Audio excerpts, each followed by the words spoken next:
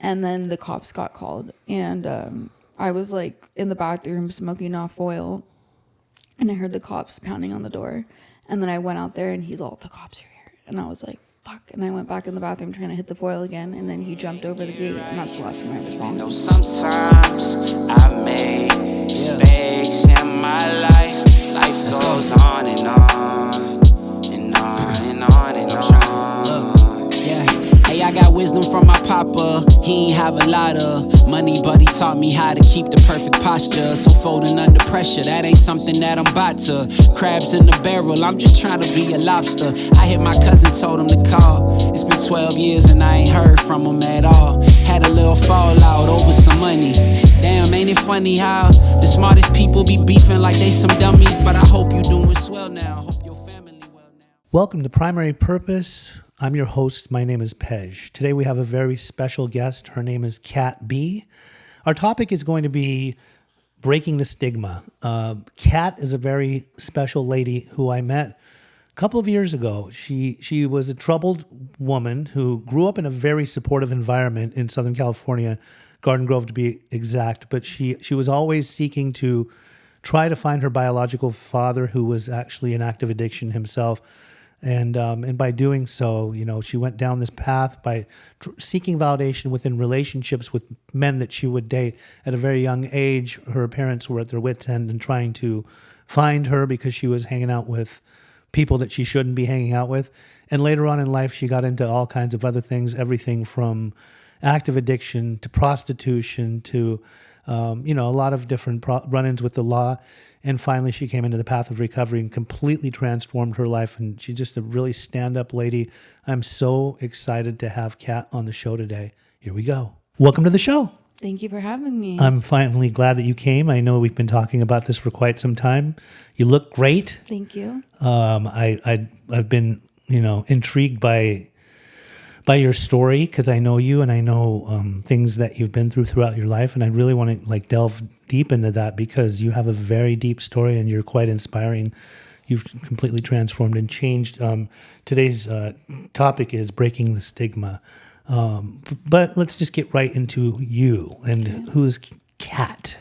Okay, so I was raised and born in Garden Grove, and I had a really normal life. My parents were just amazing, and but my biological father was my mom always said how she went into labor and then he was just out doing his thing and then showed up to the hospital all spracked out.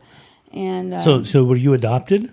Not by my mom. Oh. By my mom's husband adopted me. Oh, gotcha. But yeah, she brought me home from the hospital, and then she woke up and he was gone, and he was just super strung out on meth. Mm-hmm.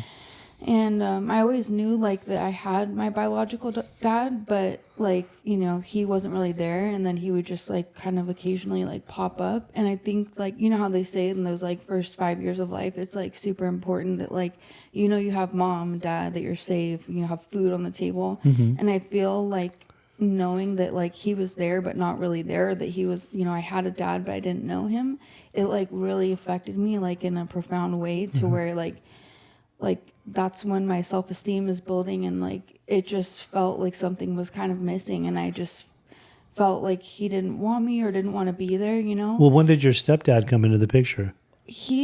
My mom met him before I was born, and then I think she got back together with my dad, mm-hmm. and then he met me when I was a baby, Okay, and but even was he growing up as your stepdad, kind of like a father figure? Absolutely, yeah. But you always felt like he wasn't really a dad? No, he was. That's the thing. And down the road, it's crazy because, he's always been there for me and been an amazing dad. And I realized as I went through going through losing my family and not having them for 10 years, I realized I had everything I needed, mm-hmm. But I feel I just kind of had this idea stuck in my head, I wanted to know where I came from and stuff like that. Yeah. But my dad adopted me. He married my mom when I was 5 years old, and then he adopted me a couple years later after that. So and he was always everything I needed in a dad. So he was like your legal father now. Yeah, my legal father. Yeah. But like even more than that, like he will tell you like there were times when him and my mom broke up, and he was trying to pay my mom just to visit me, you know, because he loved you that much. Yes, I love that. He's the best dad I could ever ask for. But yeah, it just like really affected me. And then like going into my teen years, I feel like I always felt like I needed a boyfriend or something like that. And I would like fall super hard for people. Yeah. And then when it wouldn't work out, then I would be like super devastated. And like I could even remember like one of my first serious boyfriends had like cheated on me. And this is like going into my senior year of high school. And then I basically was so devastated that I called my friends up. We went down to like Huntington Beach, and I was just like pounding a bottle of vodka. Like, and I never really like had been into drugs or alcohol at that point, but I knew that I hurt so bad, and I just wanted to do anything to not feel how I was feeling. And I got so fucking drunk, and my parents had just bought me a brand new car. And I was so intoxicated that I couldn't drive, or I was like literally just like inebriated, like out of control. Yeah. So my friends had to drive me back. They didn't have a license. And like this is the stuff that like I feel so bad for my parents, but basically like my friends went and knocked on my door, and then like I came tumbling in the house. My pants were around my ankles, and my parents were like, dude, we didn't know if you like got or something, like because I was just so drunk. I puked all over my car.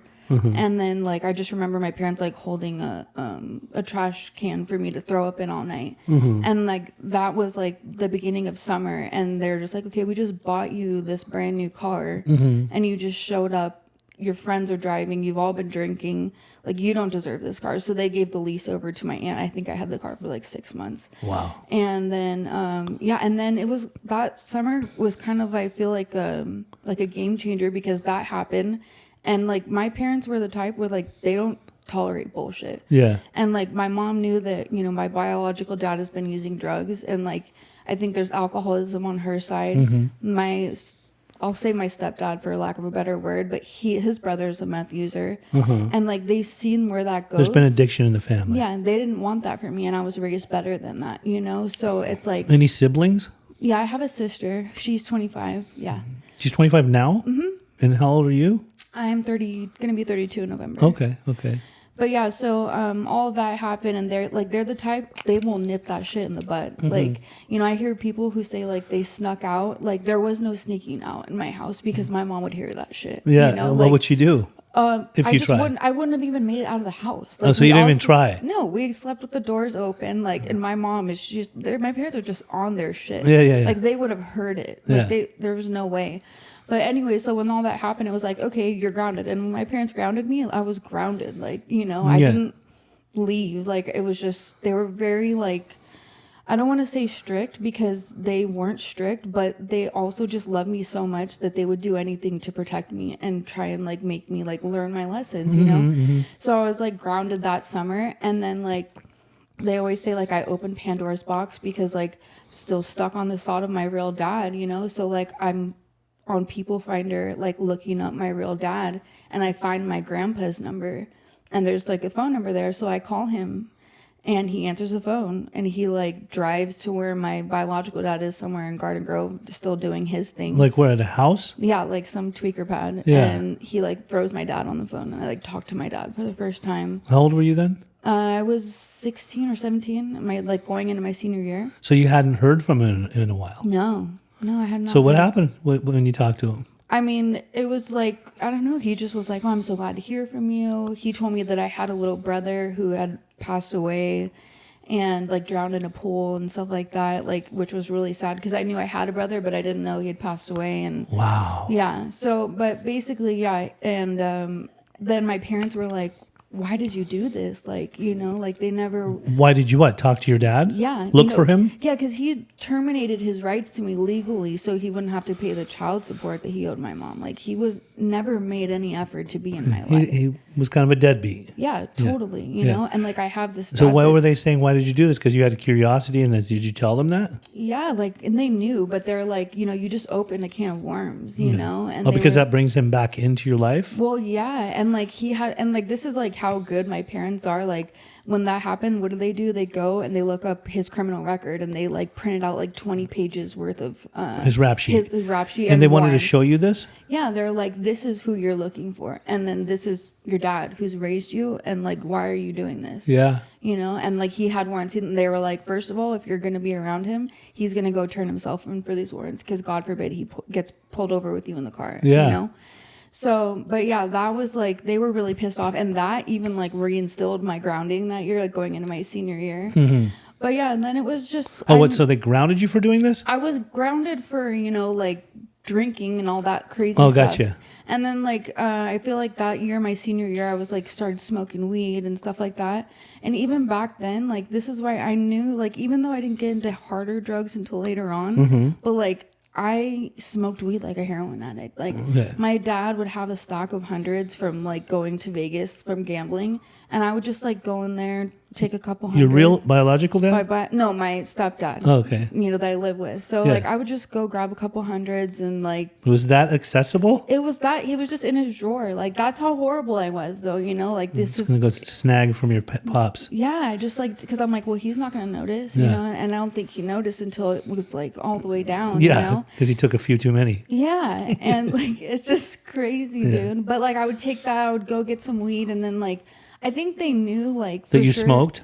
They knew something was going on, you know, and like they knew I had this behavior of like going and getting really drunk occasionally, you know, or like, you know, just doing crazy shit. Like, do you remember when we were driving by the Alibaba Hotel? Yeah. So like that, when that all happened, I was a little bit younger, but that time I like took off and went and hung out with some older dude, and like they found me at some like shady ass hotel in Costa Mesa, and my uncle was like really high up in the Santa Ana Police Department. Oh my so God. they like sent the he contacted, they sent the troops. Yes, they did. It to was come just find you. Yes, so it was just like shit like that. I would always be How like, old were you "Come to then? Jesus, like 14, I think, or 15. That young? Yes, dude. Oh my goodness. You know, but I also feel like it's not. And wait. So these behaviors and actions, was it a form of rebelliousness? Were you being a rebel? No, I just wanted to go hang out with this dude. Yeah. Because I was like, you're just doing your own thing. Well, I was so longing for like a relationship, validation, yeah, for myself, because I felt so empty inside, you know? And like, that's always what I can remember is like feeling this like emptiness, you know, and like wanting to change how I felt. And then when I started smoking weed, it was just like, I would smoke weed constantly all day, every day. And when they finally realized that, okay, this might be a problem, it was like a summer day and my mom came home. She took my sister to go to the movies. She like forgot some coupon and she walks in. I'm in the backyard like with a book, smoking a fucking out of a can and a cup of coffee.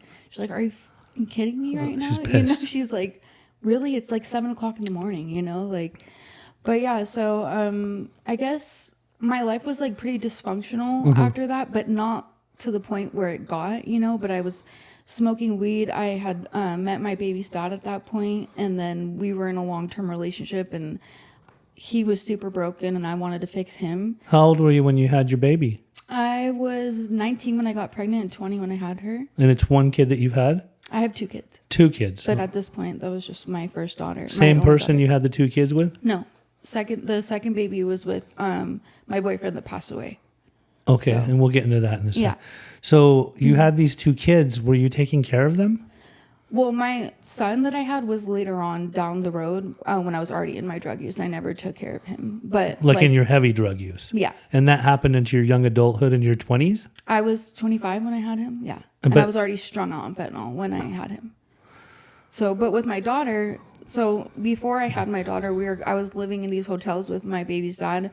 And where were the hotels? Beach Boulevard. Which is it's a hot spot for high crime and activities such as prostitution, drug use, drug sales, all of that. But at this point, I wasn't doing hard drugs. I was smoking weed, and I was super. But living in these hotels? Because he was living in these hotels. Why was he living in these hotels? So he's actually from an Indian reservation in Canada, and like his mom had brought him here when she was like 16. She had 2 kids. Yeah. She like took a bus down here and like got addicted to crack, and then got stuck in these hotels. She did. And then he ended up going into foster care and went with like a good family, and we went to the same high school together. And that's how we met. Garden Grove? Okay, so but living in the hotel scene, and he already was kind of part of that. Like, how did he afford that? He didn't. When I met him, he was staying in the same hotel as his biological mom. Oh, he was living there. Like, it was kind of like an extended stay. Like, No, it's just one of those hotels where people pay weekly. Yeah. And they're living there, but it's not really an extended stay. yeah, It's called the Tahiti, not the one in. I know the Tahiti's. It's the one. It's in Stanton. Nothing good happens in any motel in No. Southern California that's called the Tahiti. Yeah, exactly. So, but anyways, like he was an alcoholic, and we were always smoking weed, and but basically I got pregnant, and That's the first baby? that's the first baby. And then after I got pregnant, I moved back home with my parents, and With the baby? with the baby, yeah. But that's kind of like where everything really changed for me, because I was pregnant and then I was in labor for 3 days. So basically they were giving me morphine through like an IV or something like that, Drip? like an IV drip. Yeah. Yeah. And I remember when like that hit me for the first time, and I was like, holy shit, this feels good. Like Yeah. I like this, Uh-huh. And then they did that. Developing a major opioid addiction within a medical setting. That's how it happened. It was for 3 days like that. And then I finally had her, and 3 days of labor. 3 days of labor. Wow. And then I pushed for 5 hours. I had 2 epidurals. It was gnarly. Wow. Yeah. And then basically they gave me, I don't want to say they did give me the morphine. Like they were like, okay, we need to do something, because I wasn't really dilated enough, so they just gave it to me for 3 days. And then I realized how much I liked that. And I was like, oh, my back's really fucked up. Like I need more, like, can you give me like something?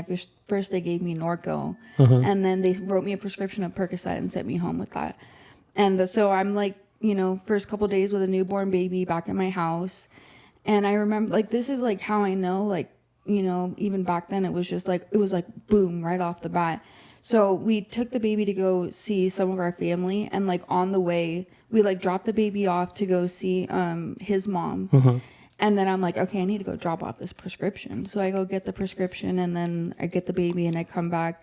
And I remember my dad's like texting me like, your daughter, you should be breastfeeding her right now. But, like I was so focused on like getting the pills, Yeah. And I have like a 5-day-old baby. Wow. And so I go home, and like I got so like addicted to it so quickly. Like I just loved how they made me feel. And I think I went through 30 of them in like 5 or 7 days or something like that. So what happened when you ran out?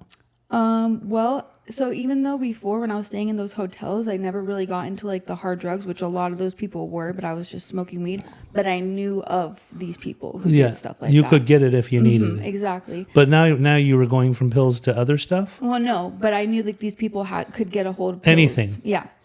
And so there was a lady there who had like, I think she was like a caregiver, and she just like had like bottles of morphine and Dilaudid and shit like that. That she's probably taken from the old folks. Huh? Yeah. Yeah. And so then I started getting it from her. And then I was just like off to the tracks. Yeah. Off to the races. Like, so yeah, that was how it started for me. And that first, I was with my daughter for her 18 months of her life. I mean, I was there for her. I want to say I was present, like I was working, like to take care of her and being You there were for being her. a mother. I was, but I was at your strung parents' out. house? Yeah. But I was strung out at the same time. On opiates. And I would put her, like make her bottle, and then put her in her car seat, and I would drive to go and get pills from this lady. And I would wait for 2 hours in the back of her house, and just like have my daughter there with me, just so I can get these pills. And I would get like, I don't know, 10 Vicodins and chew them all up and drink them with water, and that was like pretty much the first 18 months of her life. And then after her birthday, my parents were like, I was losing weight, and they're like, they knew something was going on. You don't look well. Yeah. So they were like, check it out. We're going to drug test you, so you can either tell us right now, like what's going on. Yeah. Or, or we can drug test you and figure it out. So I was like, okay, I have a problem. Oh, so then you admitted it. Yeah, I admitted it. Which I wasn't the most truthful most of my life. I feel like I've always been like a habitual liar, especially being younger. But like I knew like I was in a bad situation. Yeah. So basically they didn't know what to do. They called our insurance and they put me into College Hospital. Okay. That was the first time I went there. But even though I was super strung out on the pills, I don't think I was strung out enough to need Suboxone. And that's what they gave me. And I was so fucked up from the Suboxone that I was puking from being, and they're like, oh, are you puking because you're sick or because, and I was like, oh yeah, it's because I'm so sick. But really it's because I was so fucking loaded. And then I was there for like a week. I'm like, okay, I'm doing good. They like released me to like a partial hospitalization program. Yeah.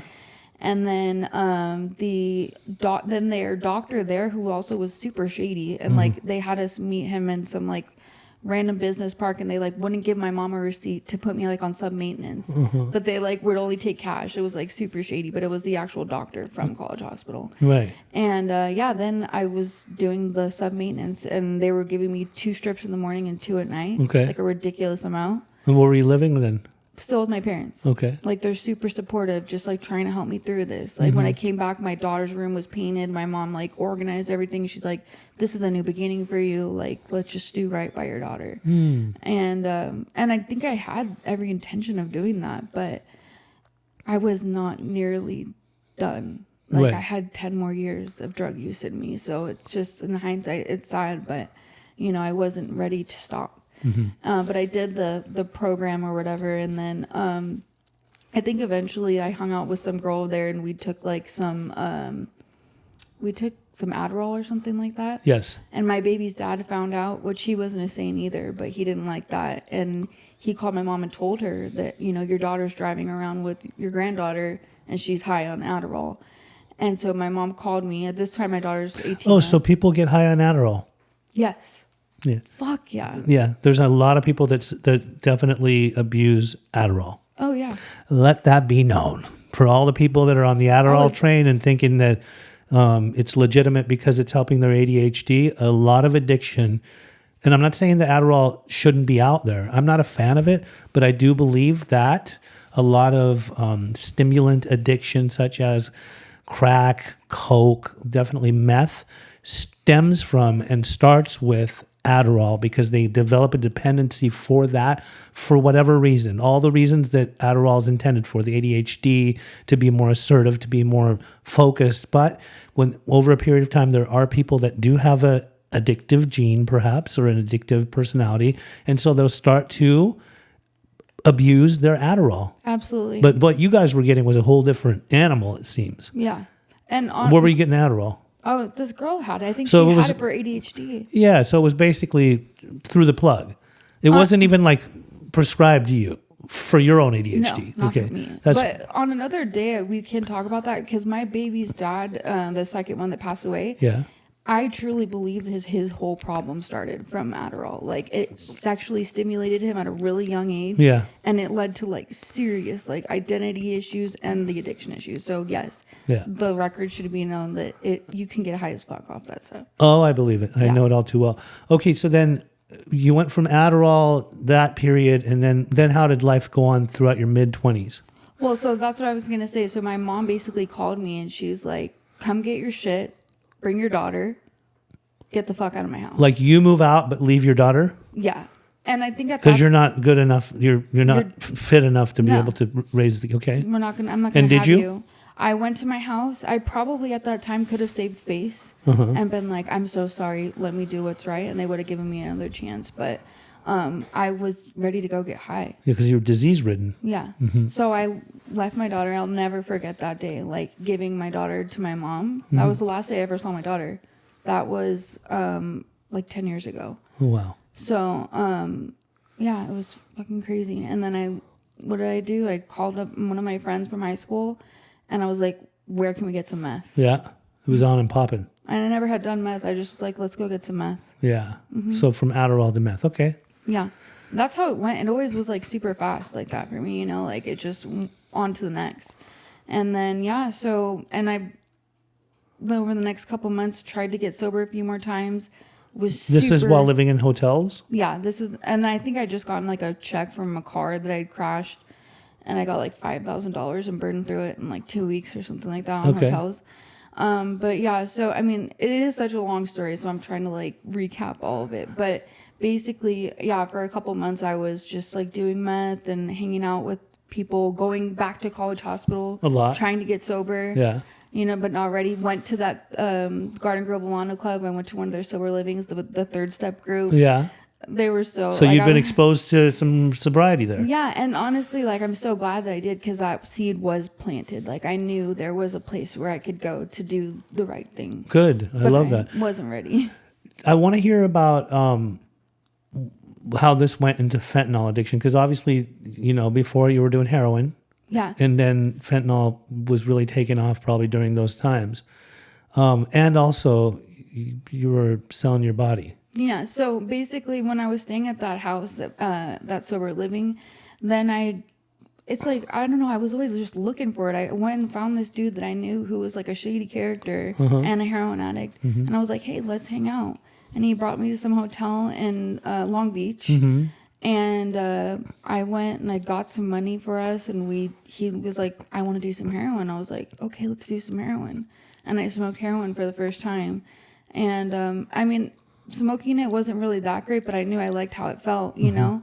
And then basically I was like hanging out in this hotel for 2 weeks, and then like I feel like I kind of wore out my welcome hanging out with this group of people. And then one day I woke up and they had like taken my phone, and like I think maybe somebody gave me some GHB, but I just like woke up feeling like not right, know? Yeah. And then and I was like late for work, and there was some dude outside. And I asked him to use his phone. Well, this was the guy that eventually basically showed me how to prostitute myself. And he was a pimp, you could say. And this is in Long Beach? And he had a duffel bag full of like every pain pill known to mankind that he had robbed a pharmacy for. So I'm like, oh, okay, cool, free drugs, and I can make some money. Sure. So was there, when he was showing you how to prostitute yourself, was there any fear in this? Like, did you think, or was there just no moral compass anymore to where you're like, it's money? I was just like trying to feed this desire to stay high, like, and I didn't give a fuck. Yeah. Like, it was like how do I say it? Like, I don't want to say like an animal instinct, but like, it was almost like a survival mechanism. Yeah, like, you were in I need survival to stay mode. high. Okay. To nurture the addiction. Now, were you a streetwalker, a call girl? What were you? He took me to Beach Boulevard that first time, and I started walking, and I got picked up like that, and I made money quick. And Did you have to dress a certain way? I did not, because I feel like I was a little out of my element out there, and I feel like a lot of times guys would see me and they're like, oh, there's this like white girl who's just like in the wrong part of town walking, and they would just kind of stop for me, to like, help you out. Yeah, or whatever, or just like it was like a knee-jerk reaction. Sometimes I feel like they would just stop and they don't even know why they're stopping, and then they end up. No, they know why they're stopping. Yeah, and they end up. They know why they're stopping. Yeah, they have intentions. They're just as out of place out there as you are. Yeah, but no, I never went out there like.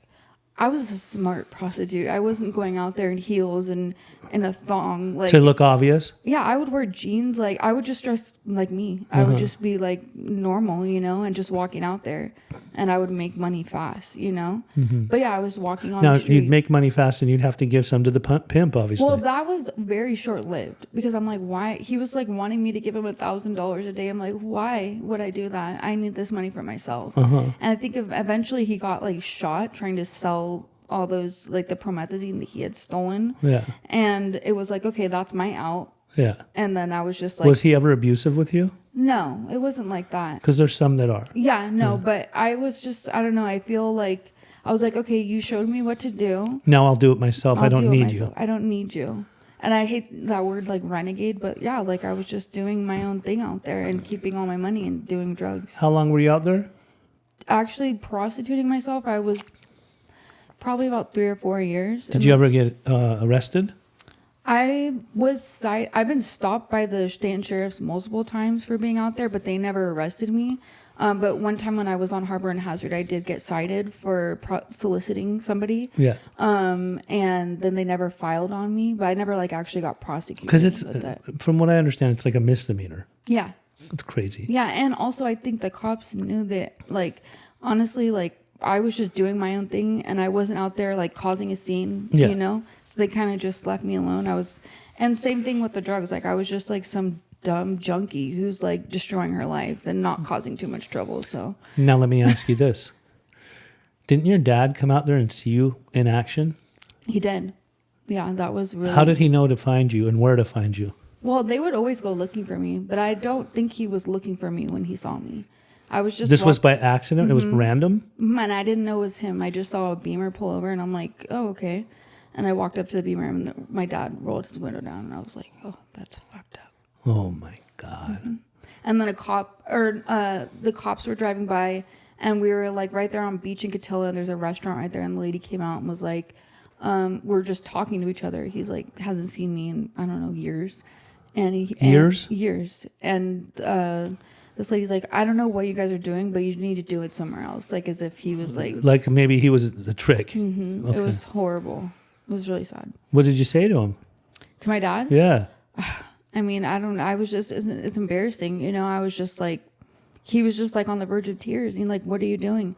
He just says to this day, he just wanted to like pick me up, put me in the car, and like duct tape me and get me away. Just to get you away to go somewhere to get better. Yeah. The whole time they were raising your daughter?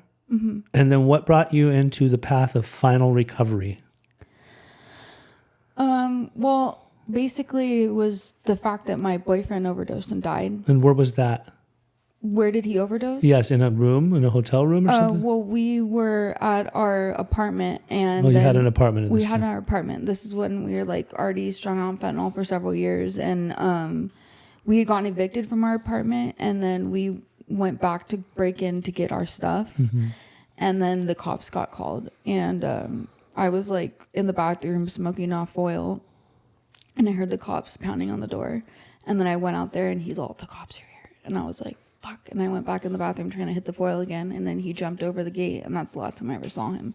And now that I've gotten a little bit more information, he basically ran down the alley, down the street to the Burger King, and then overdosed there and was brain dead.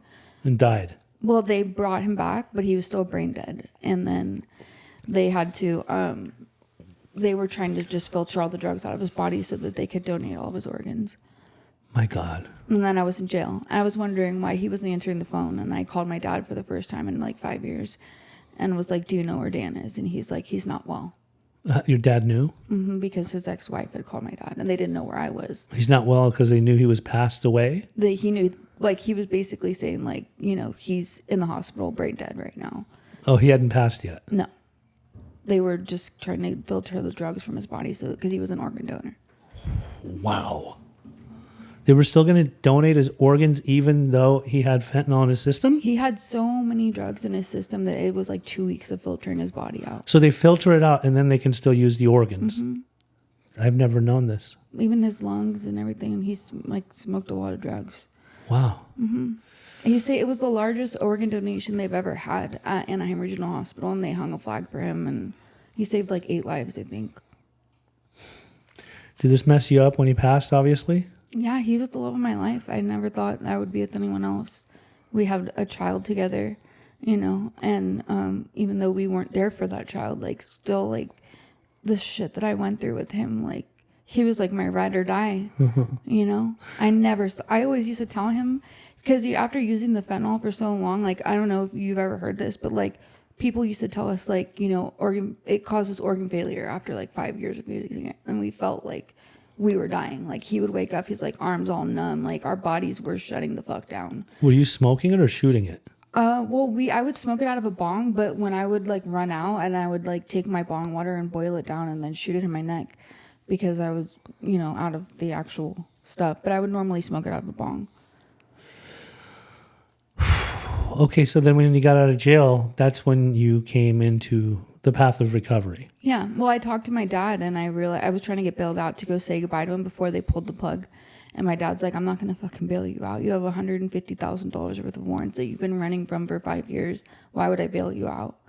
You know? And I was like, at first I'm like, why are you doing this to me?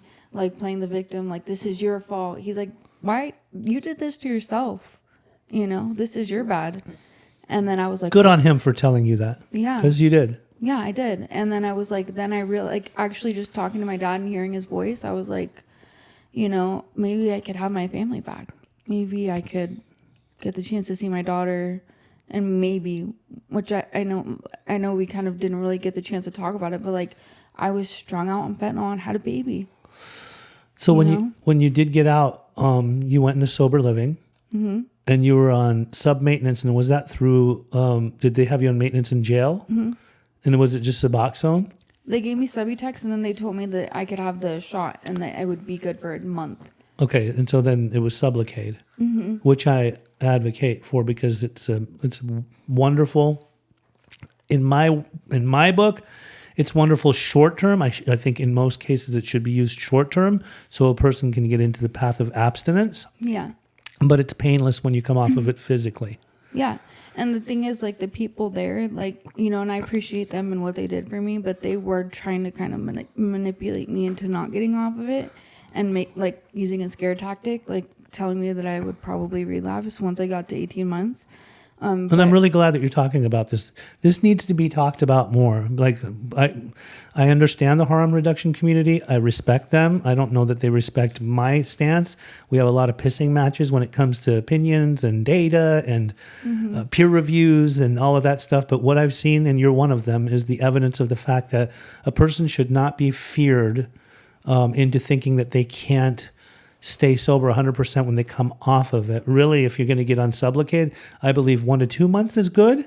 Maybe start at 300 milligrams the first month and then 100 milligrams the next month under a doctor's orders, and then get off completely. And I know that you were on it for a longer period of time, but talk about when you did come off of it, the whole 18-month theory that they were saying that you're probably going to relapse. You were already engulfed in a process of recovery, right? Right. Yeah. And like they were trying to, you know, have me, I think they wanted me to do like 100 milligrams for like several months, but basically I just stopped going there. And that was in January, and now we're in October, and I haven't had it since then. And like, that's the thing, like, that people should know, like, for a dope fiend like myself, like, who always, like, I stayed high constantly. Okay. And I had to like use copious amounts of drugs. Yeah. So the fact that to this day right now there's nothing in my system, and that I can go to sleep at night and wake up in the morning with nothing and feel okay is a fucking miracle. It is a miracle and a half. I mean, it's like God is so working through you. It's possible. And I did not withdraw at all. Like, it was a smooth sailing. Maybe like I get headaches occasionally, like, and I had like some stomach issues the first couple months. Sure. I mean, that comes with it. That comes with the territory. Exactly. Now, I know right now you're, do you get to see your kids? No. Why not? Well, my daughter is with my parents, and I think they're just, they just want to know this is real. And I mean, like, I left for a long time, so it's like I have to trust their instincts and know that on their timing is what's right, you know? I don't want to push the issue. I understand. I'm going to ask you some questions. What was the turning point that made you finally choose recovery? I knew that if I continued that I was going to die, and I didn't want to die. Very well. How did your addiction affect your relationship with your children? You kind of just touched on it a second ago. Yeah, I mean, I wasn't able to be the mother that I should have been. And then, like, I had a baby strung out, and I left my baby in the hospital. So, I mean, that says it right there. And I had to deal with that to this day. What does it feel like to detox from heroin, fentanyl, or meth? Touch on all of them. What does it feel like? I was just talking about this earlier. I remember I used to wake up sometimes and... fentanyl and meth fentanyl and heroin are going to be different detoxes than meth. Well, but I feel like the most common thing I can remember is just waking up and my whole body would feel like I had a fever, but at the same time, my skin felt like ice and, nauseous. It's like, and the worst thing is like the restless legs. Like, you feel like you just want to like move constantly and like kick your legs, and it's the most horrible feeling. And you know how I know? It's crazy because like I'm sure some people will say that when you're physically withdrawing that it's not that bad. But the reason why I got thrown into labor is because I went without dope for 3 days and then it threw my body into labor. So if it could do that to you, like, it must actually really take a toll on your body. And then coming down from meth is more just mental, I feel like. Yeah. It's not really a physical thing, but it definitely could make you like feel like, I don't want to say you want to kill yourself. No, you get really emotional. Yeah. Sadness, the demons come out of you. Yeah, the serotonin levels are so like depleted that you just feel so depressed, and it's like not a good feeling. Absolutely. I'm actually doing a Tweaker College 101 tomorrow. Oh, nice. I'm getting people from all around the world. We're going to do probably an hour and a half Zoom talking about how to overcome meth addiction, because there's just so many people that are reaching out that are struggling with meth addiction worldwide, not just nationally, worldwide. Yeah. And just because it's not physically addicting doesn't mean it's still hard. It's a hardcore It drug. is very hard. It is like that was my demise. It's what brought me to my knees. I'm a polysubstance abuser before I was. So meth is the one that for all the years that I did it, in the end, it really brought me to my knees, and just that was it for me. I knew I needed to change. And once I got off of it, there was so much freedom that came out of that. How did you get trapped in the cycle of prostitution, and how did you escape it? Well, obviously I kind of explained how I got into it. It was like I needed drugs and I was willing to do whatever it took to get it. And to get out of it, without going into too much detail, basically my boyfriend was tired of seeing me doing that. And so he was your boyfriend and he knew you did that? When I met him, yeah, I was doing that. And he didn't like it, but he would walk but he wasn't going to stop me. Well, did the money that you were making come to you both? When I first met him, yeah, he would wait, I would leave him at the bus stop and he would wait for me and I would go back and get him. He watched you out there, active? He would walk on the other side of the street of me and then kind of stop wherever I got picked up and wait for me. But he didn't like to see me do that and didn't want me to do that. And that was his thing is I'm going to find a way to make as much money as you do as quickly as you do. So you don't have to do this anymore. Yeah. So we started doing other illegal things too that would, make as much money to where I could keep illegal up with things. Yeah. Yeah. During that time, did you ever think to yourself, this is just not right? Oh, absolutely. I knew I was raised better than that. Yeah. I'm sure my parents, it makes them cringe, makes me cringe to think about it. Yeah. I mean, my relationships now, it's not the best thing to say. When I meet somebody, and it doesn't feel good to know that I did that. But that's just all morality goes out the window. Yeah. But the good thing is right now, because you've overcome this and you're a woman of recovery and integrity and dignity, when God places women in your path that were in that lifestyle too, you're now the example. I think it's wonderful. Yeah, it's crazy. It's great.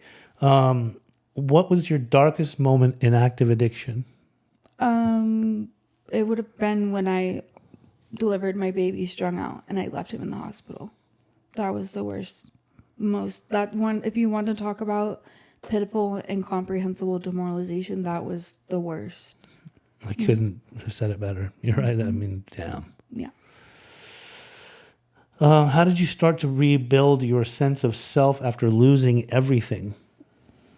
I feel like once I got sober, right? I feel like for me and being surrounded around women was a big thing. Being at the house that I feel like God kind of opened up that doorway for me, to land in the house where I landed. But just being around women, because I'd never hung out around women. I was always around dudes. Yeah. And they helped, just I don't know, the fellowship among women is so amazing and something that I was not accustomed to before. And I just was willing to do at this point, not whatever it took, because I was still on the Suboxone for a while, but as far as working a program and stuff like that, I was willing to do what people told me to do, whether it might have been slowly, but I did do it. But you did do it. No, I mean, believe me, I know you very well.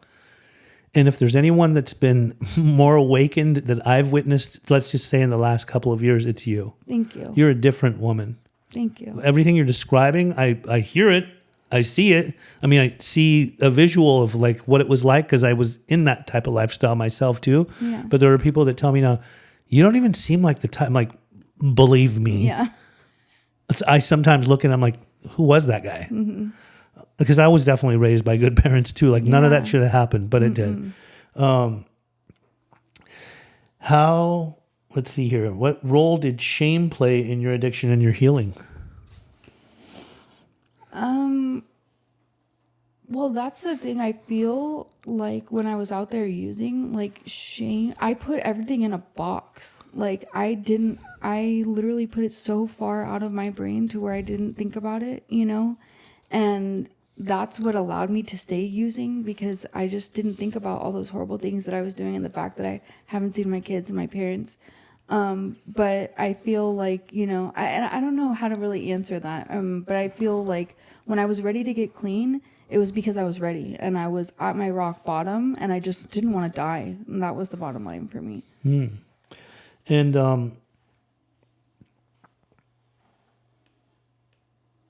how do you stay sober when life still feels uncertain? Well, I mean, I feel like now it's just not, it's like, it sounds cheesy, but the like no matter what thing, it's just not an option for me because I know where that leads me.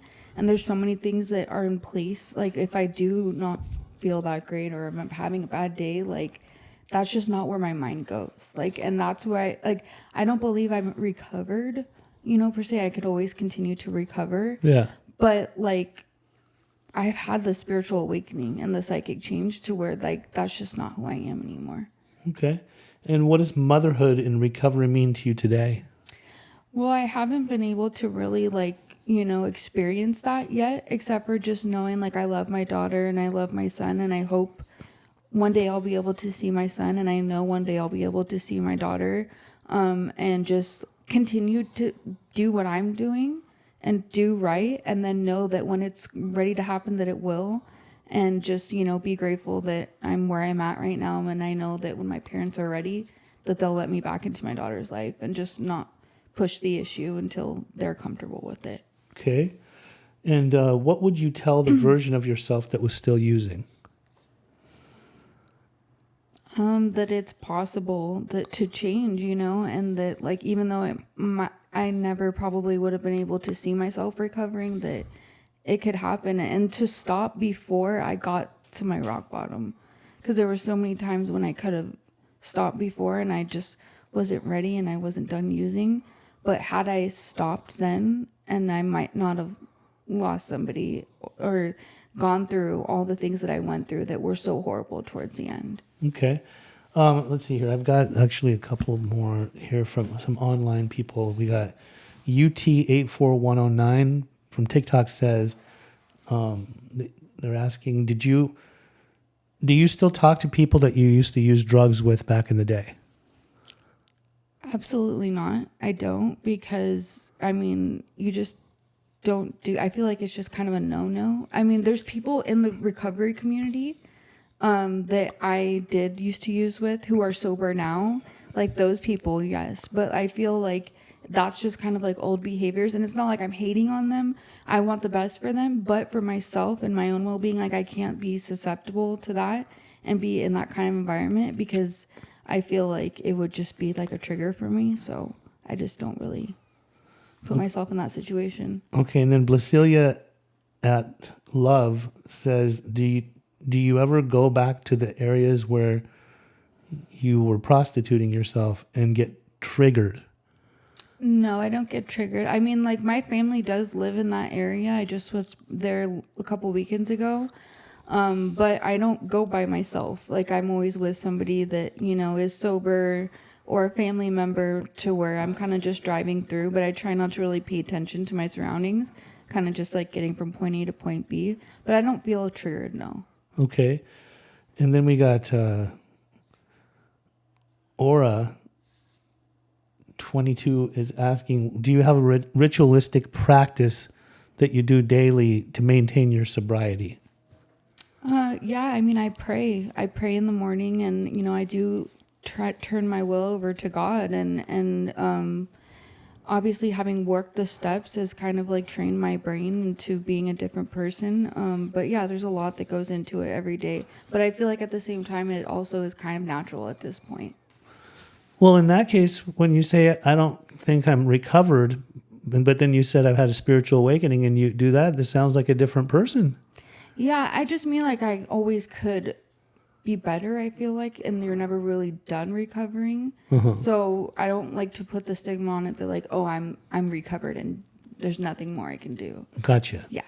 So you're always constantly doing. Yeah. And you're in a healthy relationship with a healthy man now. Yes. And he's in recovery? Mm-hmm. How long is he sober?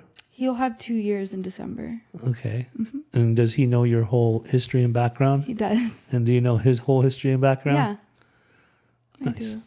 You're living a wholesome life now. You work a regular job. I do.